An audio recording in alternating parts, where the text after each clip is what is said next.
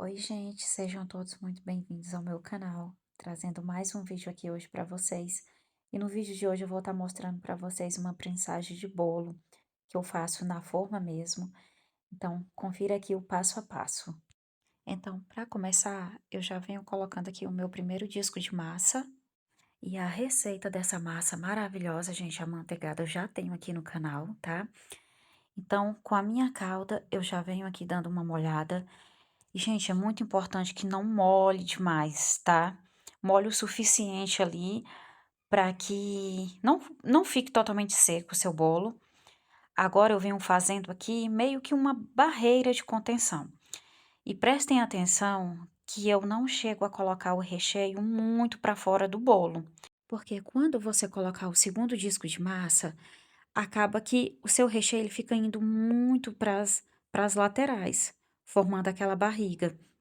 Mesmo que o meu recheio esteja bem firme, eu não coloco muito assim nas laterais. Só um pouquinho, porque quando eu colocar o segundo disco de massa, ele vai ceder um pouquinho para fora.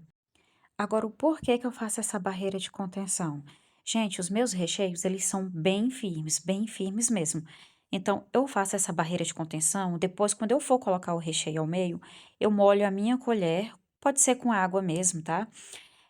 Eu molho ela e vou passando assim para alisar. Então, eu já me certifico que nas laterais dele já está bem seguro, sem risco de molhar e ficar mais mole nas lateral. Então, no meio ele vai estar um recheio mais molinho e nas laterais ele vai estar bem firme mesmo, do jeito que eu quero para mim ter segurança nos meus bolos.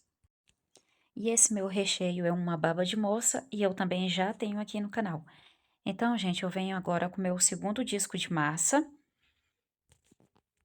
E eu vou dando uma leve ajeitadinha aqui na forma, sabe, gente? Às vezes vou puxando a sacola, vou arrumando aqui, tá? Não precisa amassar o bolo, só mesmo dar uma arrumadinha. E venho molhando aqui novamente. E agora eu vou repetir o mesmo processo. Vou estar colocando agora o meu recheio de brigadeiro trufado. Eu ainda não tenho a receita desse recheio, mas assim que eu puder, eu vou estar trazendo, gente, o recheio desse meu brigadeiro trufado, tá? Então, observem aí, eu não coloco muito nas lateral do bolo, não. Porque eu sei que quando eu colocar o disco de massa, ele vai ceder um pouquinho, né?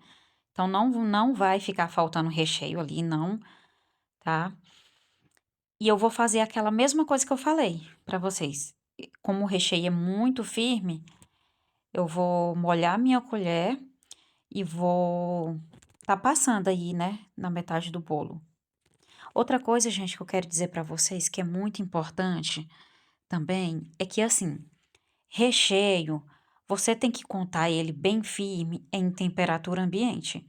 Não fique contando que tipo assim, ah, meu recheio tá mole agora, mas quando ele gelar ele vai firmar. Por que que você não pode contar com o recheio firme só quando ele tiver gelado?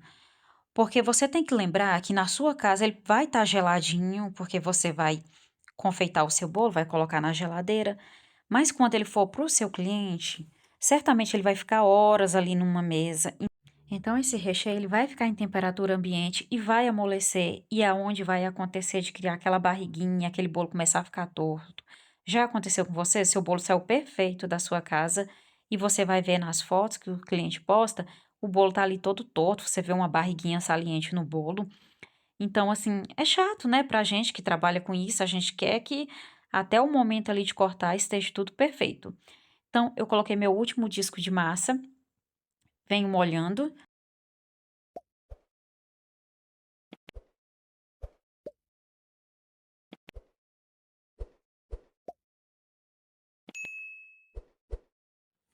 Agora, gente, eu vou estar cobrindo aqui direitinho, vou cobrir com plástico filme para estar colocando na geladeira, armazenando lá.